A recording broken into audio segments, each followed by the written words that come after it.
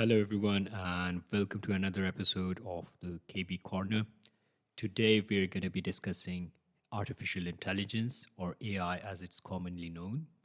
So, AI is not a new concept, it's been part of the science fiction scene for quite some time now. The first thing that comes to mind is the Terminator movies, where an artificially intelligent robot was the lead character of the movie, the good robot, and then there was an evil robot, and they had to fight it out.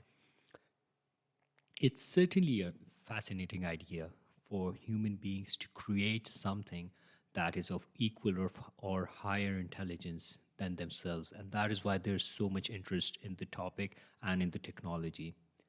But before we jump into how useful or how harmful the AI technology really is, let's first understand what AI technology really means.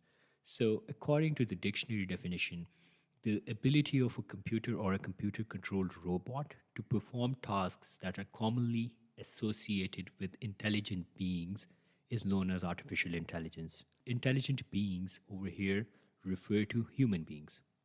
So, any sort of computer based technology that is able to perform tasks that are typically associated to human beings can be categorized as artificial intelligence or AI. And currently, the interest in AI technology has grown so much that the estimated market size at this point in time is around $200 billion. And it is only expected to grow to around $1.6 trillion by 2030. So it is something that's here to stay as far as we know. So let's look at the usefulness. Why invest so much? Well, AI technology can enable us to perform tasks that would typically require the presence of a human being. So anything from writing codes to even creating art and music that is typically performed by human beings can also be performed by AI. So imagine a human being performing a task that would require creativity and intelligence. But now think of the human as some sort of a machine that does not require rest, food, or sleep. Well, that is essentially artificial intelligence. And that is why there's so much interest in this technology. So, if we look at some of the recent developments in AI technology, one of the more fascinating ones is the AI based news anchor introduced by an Indian news channel called India Today. So they called the news anchor Sana. And Sana is a humanoid anchor that is able to not only read out the news, but also co host the news. So she's able to answer any questions that are put forward to her by her fellow news anchor, and is also able to respond in a human like manner.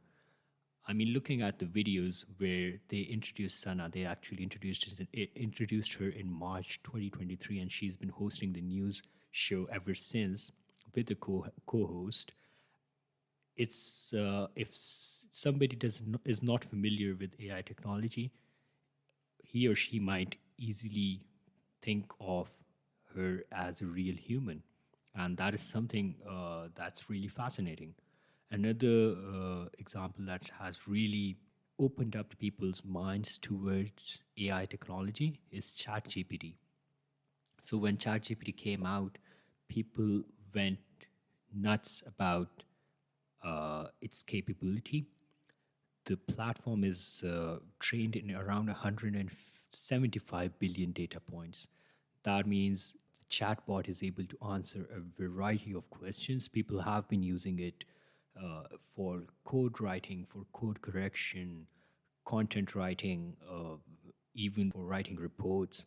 Anything that would require human input, ChatGPT is able to do that for people, and it has really opened up people's minds towards AI technology and has kind of increased the acceptance and increased the interest.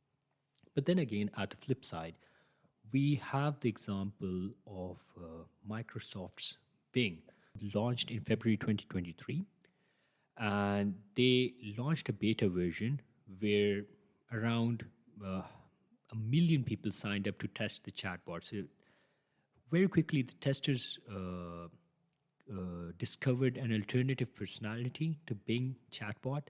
The the alternative personality was called Sydney, and an interesting story reported by the New York Times columnist Kevin Roose, who had a 2 hour long conversation with the chatbot.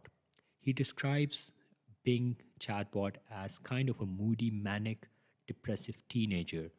And he had a conversation with the AI chatbot, which was quite unsettling. The Sydney, or Bing AI, declared her love for Mr. Roos, and Mr. Roos reported that the conversation left him so unsettled that he had trouble sleeping afterwards. And these reports regarding Bing AI's alternative personality, which is moody and manic, has been reported by a lot of testers as well. Reports were so bad that Microsoft's share price actually dropped by 2.7% afterwards. So, although Microsoft has acknowledged the problem, and according to Microsoft, these problems are not surprising considering it's a large language model, and they justified it by stating that this was the reason they wanted to test the beta version before releasing the final version to the public.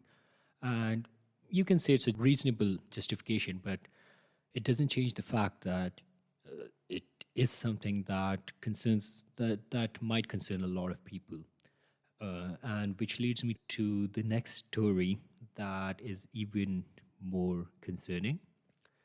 So, a man in Belgium, he committed suicide after having a long conversation with an AI chatbot called Elisa. And he was using an app to talk to this chatbot. This chatbot is developed by Eleuther AI. Eleuther AI is a competitor of OpenAI.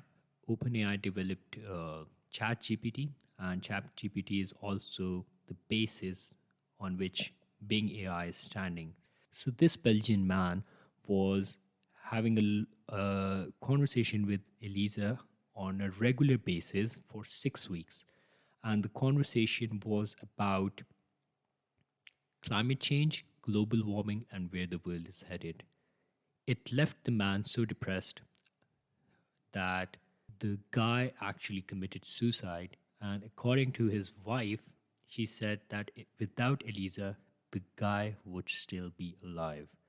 But however, this is an ongoing story, so we can't say for sure.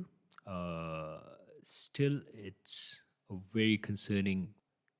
And if we talk about the well known critics of AI technology, the first name that comes to mind is of Elon Musk. So, Elon Musk, as we all know, is a well known scientist, founder of Tesla and SpaceX. He has been an open critic of AI for quite a while now.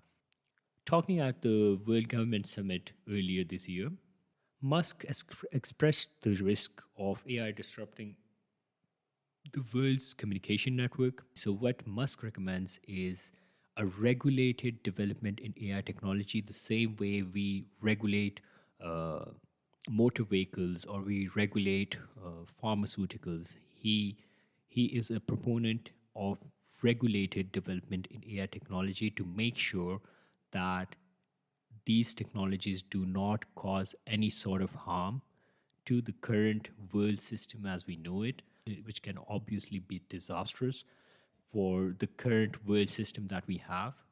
And similarly, there can be other risks as well because a lot of the world is dependent on interlinked networks, which can be disrupted by AI based platforms.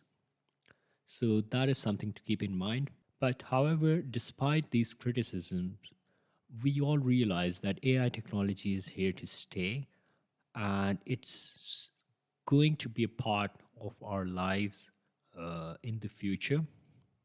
But there should be some sort of regulation regarding that.